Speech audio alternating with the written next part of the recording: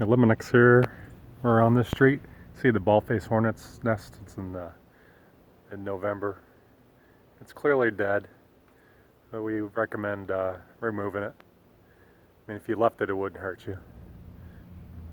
You can even decorate it for the holidays, make it into an ornament.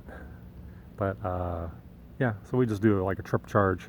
They come remove that because we have to get a pole and then knock it down, and then dispose of it. I'm just doing a drive-by right now. We don't have approval to do any work, so they're just asking for a quote. And since we're in the area, we decided to drive by to confirm it was a bee. Oh, we see a bee. We do see a bee flying. Wow.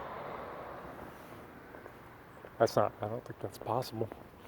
Usually the bees have already abandoned this nest already, the wasp, but I did see another hornet.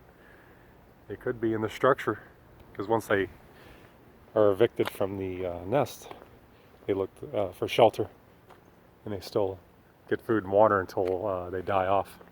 And the queen hibernates somewhere by herself or with a brood to get started the next year. I just saw something running. Oh, you can see the moon. That's pretty wild, like during the day. Look at that. That's pretty cool. All right.